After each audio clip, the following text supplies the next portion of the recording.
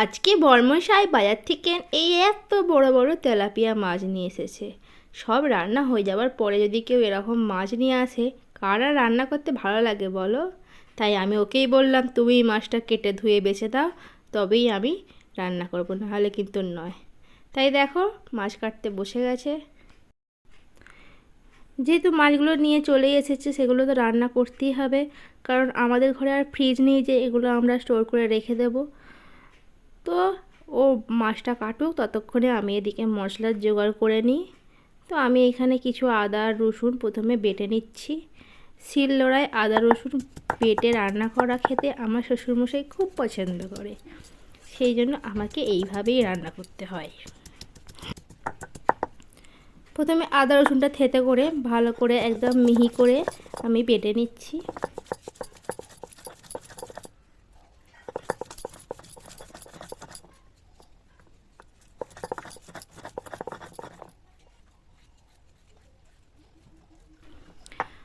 আদা রসুন বাটা হয়ে যাবার পরেই ওই শিলেই আমি কিছুটা সর্ষে বেটে নেব। আমি এখানে কিছুটা 2 চামচের মতন সর্ষে নিয়েছি, আর একটি কাঁচা লঙ্কা এর সঙ্গে দিয়ে দিচ্ছি, আর অল্প একটু জল দিচ্ছি যাতে আমাদের বাটতে সুবিধা হয়। আর যাদের যাদের সর্ষে বাটলে সর্ষে তেতো হয়ে যায়, তারা অবশ্যই সর্ষের সঙ্গে এইভাবে একটি বা দুটি কাঁচা লঙ্কা দিয়ে সর্ষেটা বাটবে, দেখবে কখনোই কিন্তু সর্ষে তেতো হয়ে যাবে না। সর্ষেটা আমাদের বাটা হয়ে গেছে, এরপরে আমরা এটি তুলে নিচ্ছি। অন্যদিকে আমি তেল গরম করতে বসিয়ে দিয়েছিলাম। তেল আমাদের ভালো করে গরম হয়ে গেছে। তো দেখো, ও মাছগুলো কেটে ধুয়ে নুন হলুদ মাখিয়ে দিয়েছে। এরপরে আমি একে একে মাছগুলো তেলের মধ্যে দিয়ে ভালো করে এপিট ওপিট ভেজে নেব।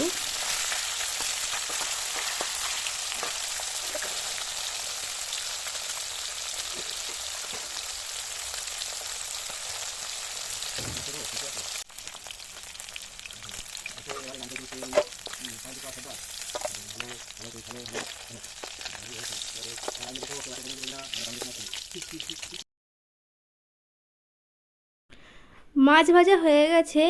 এরপরে এই তেলের মধ্যে আমি দিয়ে দেব কিছুটা কুচানো পেঁয়াজ। কুচানো পেঁয়াজ দিয়ে পেঁয়াজটা আমরা ভালো করে ভেজে নেব।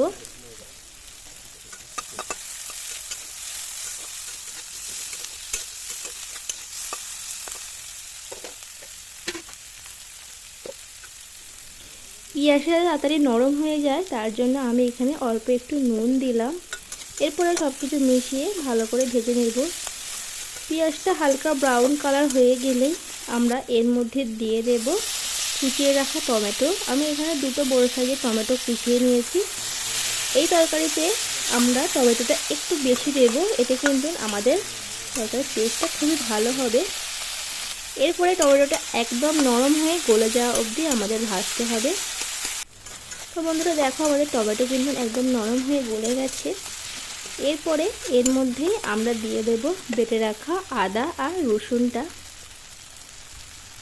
আদা রসুন দিয়ে আমরা সব কিছু আবারও ভালো করে মিশিয়ে 2 মিনিট কষতে থাকবো।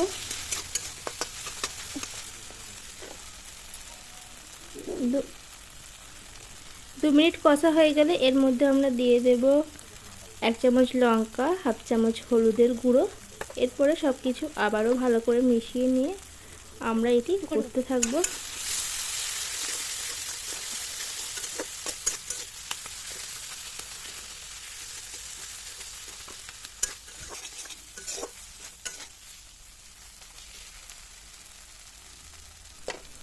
মশলাটা ভালো করে কষে তেল ছেড়ে দিলে আমরা প্রথমে অল্প একটু জল দেব, তারপরে সব কিছু ভালো করে এইভাবে মিশিয়ে নেব। এরপরে আমরা যতটুকু গ্রেভি রাখতে চাই সেই অনুযায়ী এর মধ্যে জল অ্যাড করব।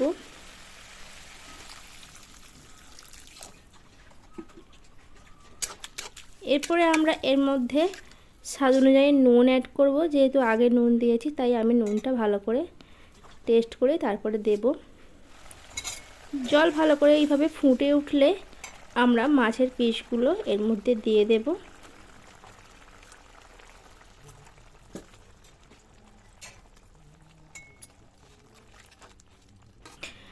মাছের পিসগুলো দিয়ে আমরা 2 মিনিট মতন ফুটিয়ে নেব। 2 মিনিট হয়ে গেলে আমরা এর মধ্যে বেটে রাখা যে সর্ষেটা ছিল সেটিকে অল্প একটু জল দিয়ে পাতলা করে নিয়ে আমরা মাছের সঙ্গে অ্যাড করে দেব এবং এর সাথে সাথে আমরা কিছুটা কাঁচা সর্ষের তেল দেব। দেওয়ার পরে সব কিছু ভালো করে মিশিয়ে নিয়ে আমরা 1 মিনিট মতন এটি ফুটতে দেব।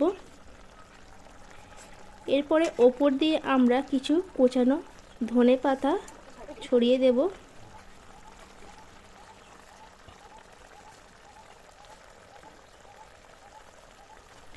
তৈরি হয়ে গেছে আমাদের সর্ষে দিয়ে তেলাপিয়া মাছের রসা।